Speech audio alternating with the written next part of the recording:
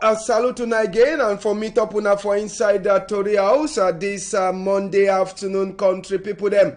Tori for Tori House, fire. Now we'll go start with we go take una go for that side, so for market for Bonamusadi, country people them. Now this early morning time, we people them for army rescue for side, so from Ngodi, they get call, say some peanut place, and then for that side, so for Bonamusadi market, the cash fire. One time where they land for there, according to where we say we meet up we meet up na fire where it don't burn plenty, and at the place where the fire be the cash, now for side where woman them, they make a woman, they make yanga for nails them, and make yanga for food, and side the way they sell wrapper material them now for the line where the fire cash. So country people them just now the cause for this fire for side, so for market for Bonamusadi, no person in no sabi, but that's what I tell you now. If no na for sika say army rescue, then say they be go the quick, maybe the fire if for continue. One time where they call boy them for a big man, Kadri Abdiel. Now so too, the man where they for intervention just now.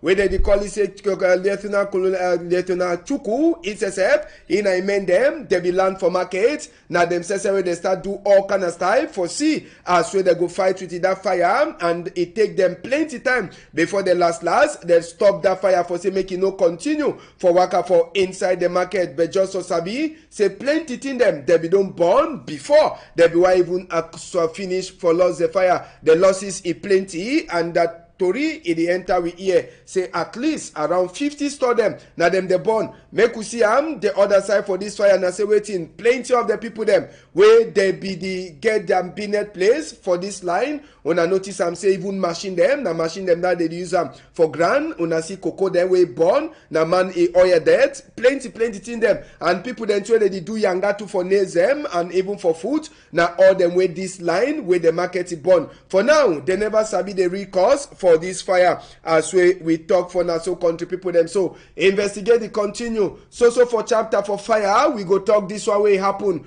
on a Friday night, a breaking a Saturday. Country people them na immeuble up many as we they call them. Now for them where some Tory house too, another private Tory house in the do work. Country people them the middle place where this fire be the castle. Now the radio side as we Tory enter for we hear how the fireman come. They try for talk say now for seeker power for current where the current it no be there. Then as we come back with plenty force, now we provoke that fire. Now the radio this one at the same for morning time, all team for inside the radio born. We hear say even the office for the big woman for this Tory house, part for a office to it be catch fire as we at Tory a meter away. For East region for we country, now some 3 people them where gendarme people they don't catch them show them for we. These 3 people that we hear say they be kidnapped someone Ghana call, they thief someone Ghana call go hide them. Then they be the ask money. They be fair give them 150 no be correct. They be need more. Now for the way the man way get them Ghana call they get cow them. He go report for gendarme people them. Then they do their investigate. They catch them 3. So all them 3 they do with gendarme people them just now as we Tori the enter for we ear. And I talk for now for we strong number country people them say 8 lawyers them where they work for that side. So for Boya as so the talk just now them don't do it in. They don't write complaint concerning the big man where they look out military tribunal now military court for that side. So for Boya according to this lawyer them where the big man the man where they for before this lawyer them where they call it Seseko barrister AB Stanley Equala, they try for talk say more than 1 million francs CFA, na million I call them one, but he plenty pass so where some other lawyer he come up for Douala, he don't can take him from the military court where that lawyer never even pass from military court, even up to 8 months where he don't judge case them. The barrister as we talk for we he don't work for that military tribunal for long time, even 1 franc they never pay in I come be them.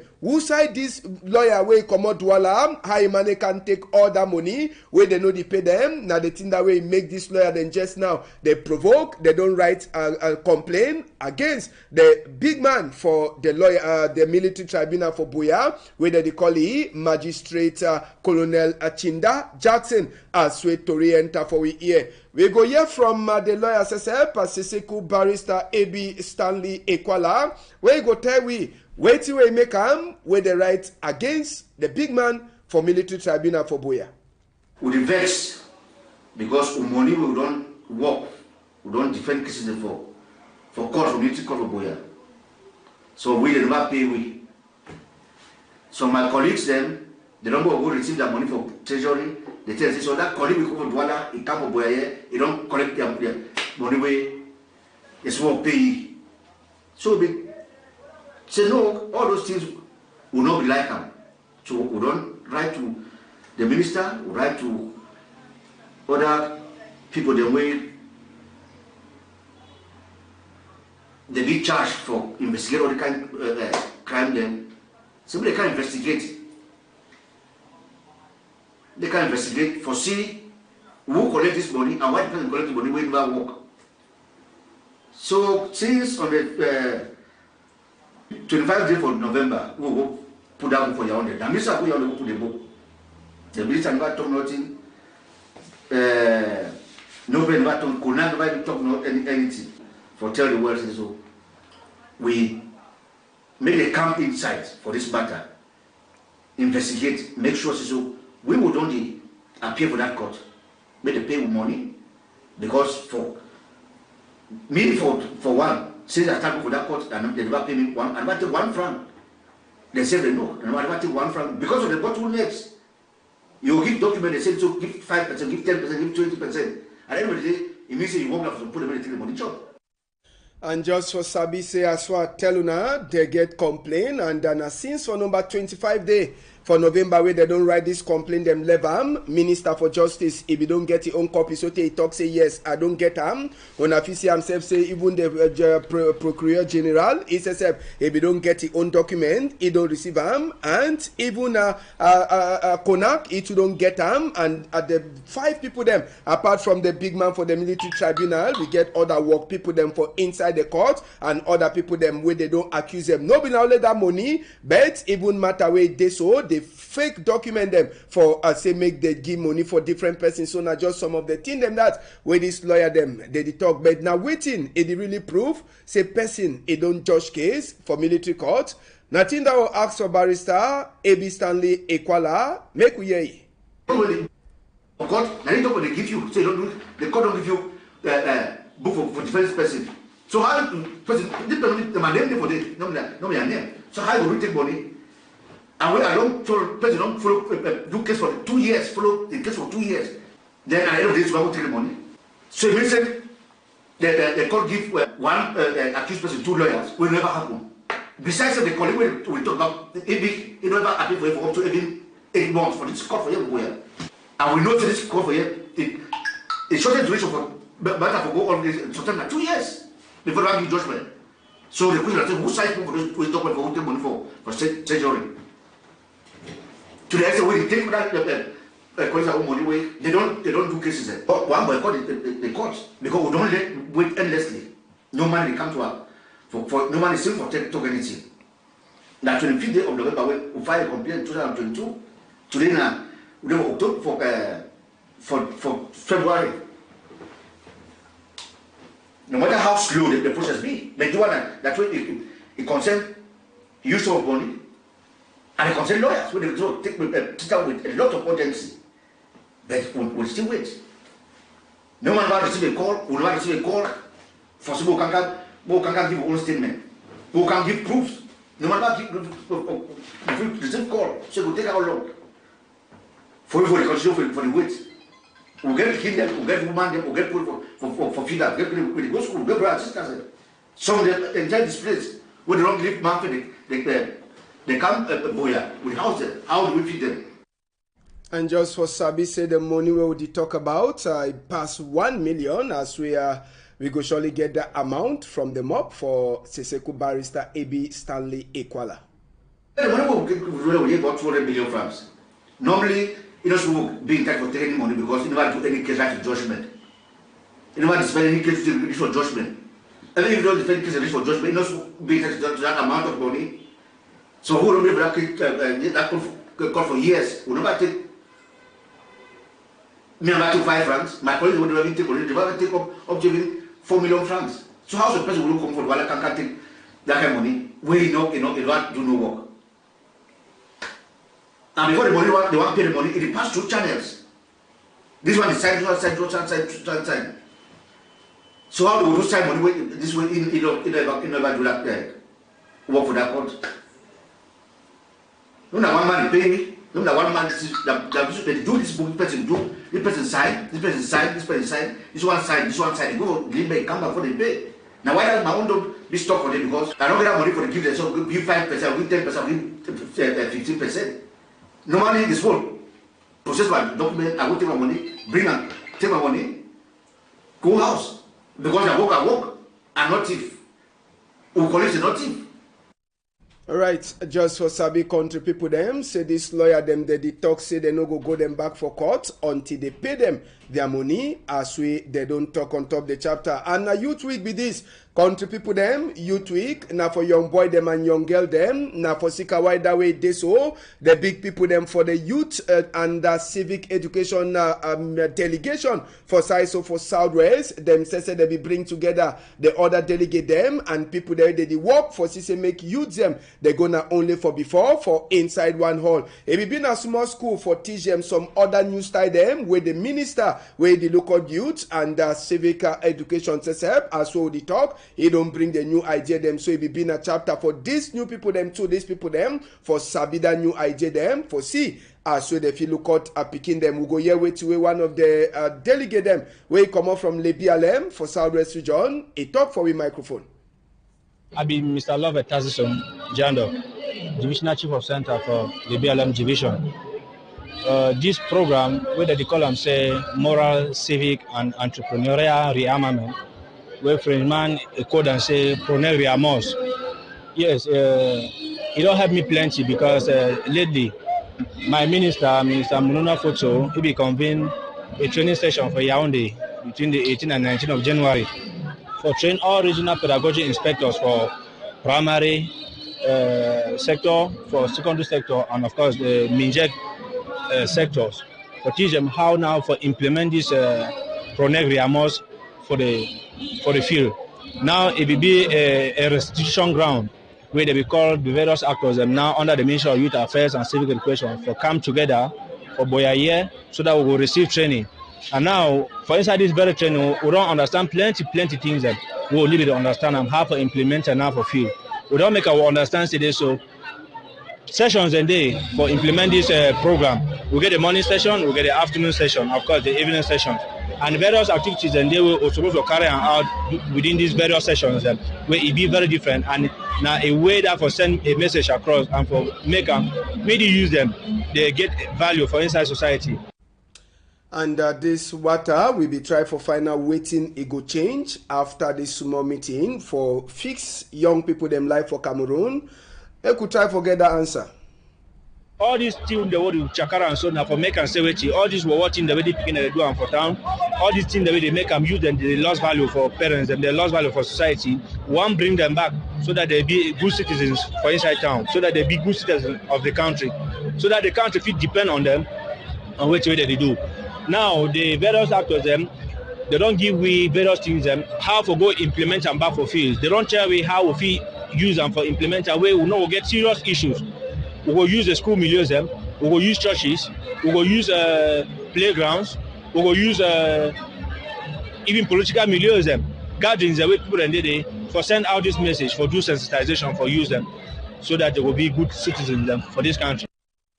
And the weekend too, it be pass. It be been a one for cry for people that already she done for around Abiaka entrance. Now for that side, so for Boya.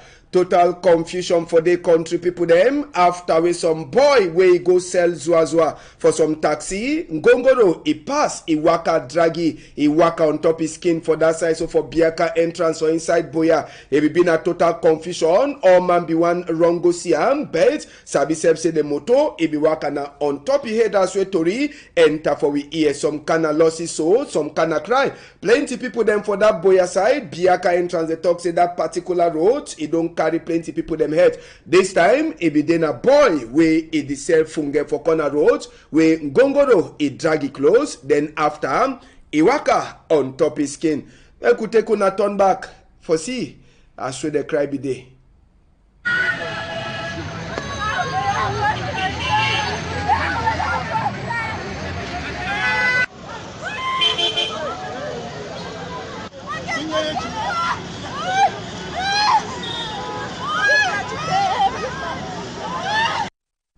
And after we that were watching it pass, country people them, population to be there. Some of the boys that they deserve well, they go to say on a say turn up. All them, all man struggle for see as we them go come out this die body under the motor, then the struggle for take and go to direction for inside courthouse for Boya Regional Hospital. It be then a big losses. All man, it be the talkie own, and all man he cry the losses for this young boy. Young boy will be the struggle for making life, and in life it can end some kind of way. So now for some motor will be agree for turn up with the last open arm, put the die body for that bad motor, then they carry go direct for inside the Boya Regional Hospital mortuary. As well the family they prepare, they will get for do the cry die for this boy will be the safe funge for corner road. When they talk Asia for this family, but now waiting be really happen. People that be get their own explanation. Make we hear. The thing will happen as say woman begin pump petrol, we motor run, taxi run back for corner. So I see that finish pump. We want to check if you ready motor, the camion go already pass. So now one of that corner then for the camion, you hook it close, then you draw it under the motor, then you climb for your headline. Just of that pump 5 liter. So as you don't finish pump, the motor almost the taxi don't go. And I see one check, you see when you pump in the bend, I see one check, you hook close, you go hook for that camion. For outside still. They are going to the explanation. You should take a pump motor for corner road where the motor no stand fine. I've got to the explanation where pass. I would have motor that pass Jackie, go on the cross, then skip without the shower. Where they know. So that will happen. Yes, all man be getting on a talk concerning that boy Diana. The remaining thing this will be meet up for place where this accident be passed. Now they go container that where it be put in fuel, where it be go put on for that taxi, where no last cross, and the slippers where it be there for corner road. And just so Sabi say after this accident, na traffic it be there for Boya Road. Sabi say Boya first. Plenty they complain. Say the town don't start small and the road too don't start small. So for after the accident way pass, it no be easy. One day where they be go down for Moliko, it no be easy. One day where they come on Moliko, they decline for up to. It no be easy for them for top this matter after accident it pass for that side. So for Biaka entrance inside Boya this weekend. And we remain for chapter for die for tell una to say National Assembly honor them. Them too they be talk last bye bye for their combi. Honorable Tak, bienvenue. I hope so I call the name fine. We be die. Now this weekend, okay, before we enter for that die, maybe we'll go just go on this chapter. We'll take chapter for fuel price. Yes, we'll talk that one first. So we'll go for follow up the 2 day for week before. Excuse me. According to wait to on the CM for day, taxi driver them, the syndicate, he don't she done and them the plan, them too the plan say they so just now they get for C as we they go at price for daytime 300 for taxi per drop and for evening time 400 for taxi per drop as we to re-enter for inside we here and they try for talk. For hired motor, taxi in particular, on a fee do arrangement, that one they no get no fixed price. Okada too, they say if you make arrangement, no fixed price. As we are to enter for insight we here.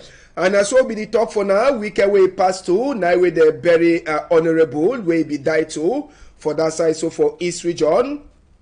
Plenty of Ikombi them, they become for can talk bye-bye. It be been at the last time where they be they can talk bye-bye for honorable Tak, where he die after where his skin, you know, be tana fine. And according to Tori, we enter for we here on top this chapter, it be been a time for talk and plenty of the big people there, they be there, plenty of the big people them for the National Assembly and they honor them. They be talking at the good time where they be get father, he talks he make honorable, he work a fine. He go prepare road for other people them for sick as in a roadway all man. He go surely pass them for one day country people them. So the die, the cry die be start. Part 1 be dinner for National Assembly. We honor them say they talk bye bye official before they carry the die body just now. Go time for East Region. We now for the place where they go bury this weekend as we are Tori enter for insights we here. We go come up for chapter for die. We take una go for Kumba for tell una as we population to for Kumba. Some of the people them where they say they be na the people there they make up Kumba. They be there for road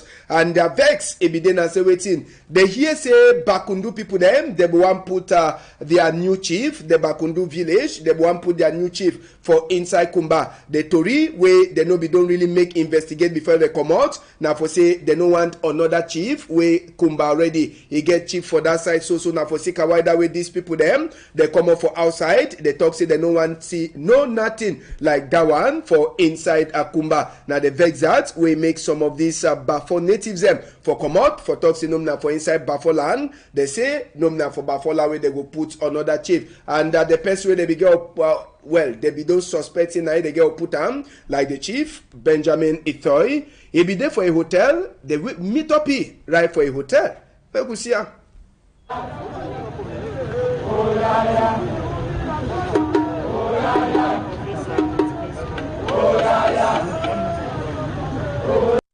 we go try for read some of the message where they be there for the paper them where these people then carry now message normal the people them for bilingualism and multiculturalism they get for fight against Kumba na Bafolan now one that it means another person no fit do something for they don't want any kind of install for any kind of chief for inside Kumba. Now another message that and another clear message too where they be put on for before on top this chapter.